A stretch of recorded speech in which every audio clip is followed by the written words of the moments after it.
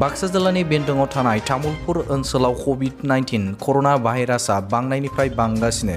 कभिड-19 गिख्रंथाव भाइरासखौ दबथायनो थाखाय सरकारा मैया तामुलपुर ओनसोलखौ रेड जन हटस्पट फोसावनानै होखांनायनि उननिफ्राय दिनै तामुलपुर दखरा दुलाराय बर' फरायसा आफादा भाइरासनिफ्राय बारग'नो थाखाय सांग्रां खालामहोनो माइकजों तामुलपुर ओनसोलाव गामि गामि फोसावहैयो।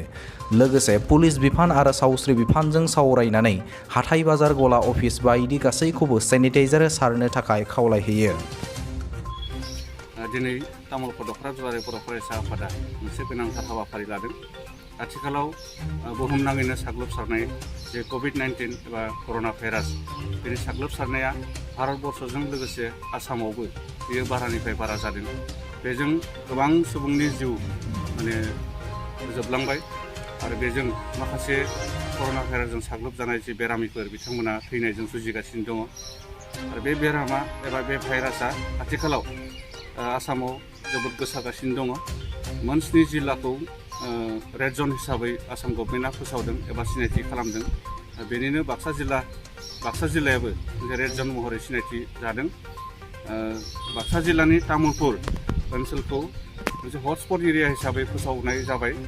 दा बेखायनो जोङो तामुलपुर दखरा दुलाराय बर' फरायसा आफादा तामुलपुर ओनसोलाव थानाय जिखिनि रायजो राजा बिथांमोन दङ बिथांमोनखौ जोङो दखरा एबसुनिफ्राय जों खावलायदों जाहाथे कभिड-19निफ्राय बारग'नो थाखाय आसाम गभर्नमेन्टआ जिखिनि SOP एबा नेमखान्थि खानानै होदों बे नेमखान्थिफोरखौ मानिनानै जाहाथे सोलियो साफ्रोमबो रायजो राजा बिथांमोना। जेरैहाय सानफ्रोमबो एबा जेरावखि थाया मानो सानफ्रोमबो मास्क गाननाय आरो सेनिटाइजार खालामनाय, गले गले आखाइ सुनाय, साबोनजों आखाइ सुनाय आरो सेनिटाइज खालामनाय। बेजों लोगोसे सुबुं थुबुर जानाय जायगायाव जाहाथे बांद्राय थुबुर जाया एबा बाहागो लाया।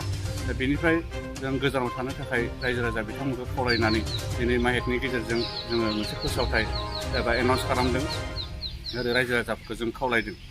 दिनै तामुलपुर ओनसोलाव जोङो देहा बिफानारिफोरजों जोङो सावरायनानै मिथिना मोन्दों जे कभिड-19 बियो तामुलपुर ओनसोलाव जोबोद बारानिफ्राय बारा साग्लोबसारदों आरो माखासे जिखिनि बेरामाव गोग्लैनानै दङ गगा मोननाय, गुजुनाय आरो खर' सानाय बायदिसिना बिथांमोना जिबायदियै मेडिकेलाव फैनानै बिथांमोना कभिड टेस्ट खालामफैनांगौमोन बिथांमोना खालामफैयाखै। बेखायनो जों रायजो राजा बिथांमोनखौ खावलायदों जाहाथे देहायाव जुदि गगा मोननाय, गुजुनाय आरो लोमजानाय बायदिसिना जादोंब्ला बिथांमोना जाहाथे मेडिकेलाव फैनानै कभिड टेस्ट खालामफैयो एबा ट्रिटमेन्ट लाफैयो जों बेखौ खावलायदों। बेजों लोगोसे जि भारत सरकारा मोनसे फ्रि भेक्सिन होनायनि राहा खालामदों।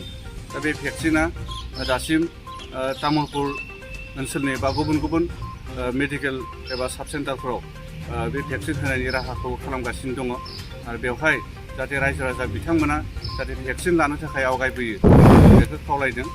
रायजो राजा बिथांमोनखौ जों खावलायदों गले गले तामुलपुर दखरा दुलाराय बर' फरायसा आफादनिफ्राय।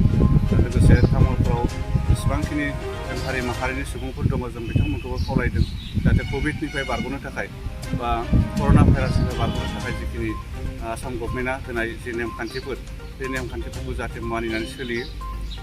तामुलपुर ओनसोलनि तामुलपुराव थानाय जेसेबांखिनि बिफानफोर दङ सिभिल SDOनिफ्राय लानानै जोंहा पुलिस बिफाननिफ्राय लानानै गुबुन बिफानफोरजों जोङो सावरायदों।